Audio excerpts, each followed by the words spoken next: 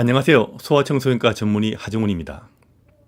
아가가 침대에서 떨어졌는데 어떻게 하냐 하는 전화는 종종 많이 받습니다. 침대에 올려두면 엄마가 바로 옆에 있어도 떨어지는 것을 못 막습니다. 떨어지는 것은 정말 눈 깜짝할 사이입니다. 이번에는 침대처럼 높은 곳에서 떨어진 경우 어떻게 해야 하는가 한번 알아보겠습니다. 일단 떨어졌지만 의식을 잃지 않는 경우와 의식을 잃은 경우는 다르게 대처합니다. 의식을 잃지 않는 경우 이름을 불러서 반응이 정상이면 다친 곳이 없는가 우선 확인하세요. 외상이 있는 경우 바로 병원에 가시는 것이 좋습니다. 외상이 없어도 떨어진 아기가 울음을 멈추지 않거나 두통을 호소하는 경우도 바로 의사의 진료를 받는 것이 좋습니다. 특히 팔다리나 몸의 특정 부위를 만질 때 많이 아파하면 골절이 되었을 수 있기 때문에 움직이지 않게 하고 119를 부르는 것이 좋습니다. 그 다음 떨어진 아기가 숨은 쉬는데 의식이 없는 경우입니다. 이런 경우는 바로 주위 사람에게 도움을 청하고 즉시 119에 연락해가지고 조치하는 것이 좋습니다. 아이가 있는 곳이 안전하지 않다면 바로 아이를 안전한 곳으로 옮기는 것이 중요한데, 이때 의식이 없는 아이는 목과 척추에 손상을 입어들 가능성이 있기 때문에 목이 움직이지 않게 조심해서 이동하셔야 됩니다. 아무리 급해도 의식이 없는 아이를 들쳐업고 병원으로 달려가는 것은 굉장히 위험하기 때문에 피해야 됩니다. 만일 척추 손상이 있는 아이를 함부로 움직였다가는 척추의 손상을 더 크게 해서 평생 마비로서 고생할 수 있기 때문에 절대로 함부로 움직여서는 안 됩니다. 이럴 때는 119를 불러서 조치를 하는 것이 제일 좋습니다. 떨어진 아이가 잠시라도 의식을 잃은 경우는 그 후 다른 이상이 없어 보이더라도 즉시 소아청소년과 의사의 진료를 받는 것이 안전합니다.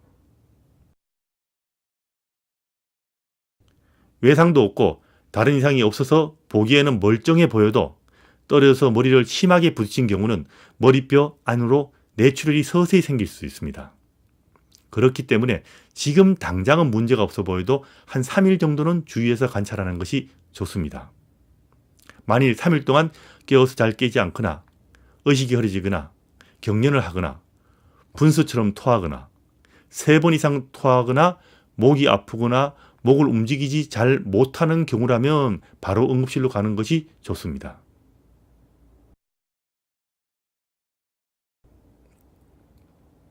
다른 특별한 이상이 없어 보인다면 너무 걱정하지 말고 기다려볼 수 있습니다.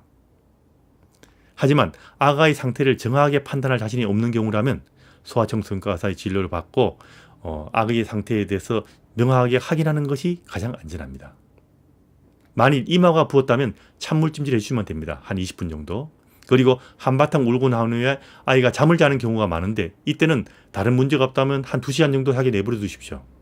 그리고 그 후에 깨어가지고 의식이 제대로 있는지 잘 걷는지 아니면 다른 문제가 없는지 확인하시면 됩니다. 떨어진 후에 아가가 놀랬다고 진정작용을 하는 약을 함부로 먹이면 곤란합니다. 약기운 때문에 아가의 위험한 징후의 발견이 늦어지면 치료 시기가 늦어질 수 있고 치료 시기를 놓쳐버리면 뇌에 심각한 손상이 초래될 수 있으니까 정말 주의해야 됩니다. 사실 낙상에서 제일 중요한 것은 예방입니다. 예방보다 더 중요한 것은 없습니다. 떨어지는 것을 막기 위해서는요, 높은 곳에 아이를 올라가지 못하게 하면 됩니다. 그리고 어린 아가는 절대 어른 침대나 소파에 올려두면 안 됩니다. 드물지만 침대에서 떨어진 정도로도 아이 머리뼈에 금이 가서 입원해가지고 좀 두고두고 고생하는 경우도 있습니다. 뒤집을 수 있는 아기를 어른 침대에 혼자 눕혀두는 것은 정말 위험한 일이지만 뒤집지 못하는 어린 아가라도 어른 침대에 올려두는 것은 정말 곤란합니다. 어른이 침대에 쿵 하고 앉는 순간 옆에 있던 아기가 침대 밖으로 튕겨나가는 경우도 간혹 있습니다.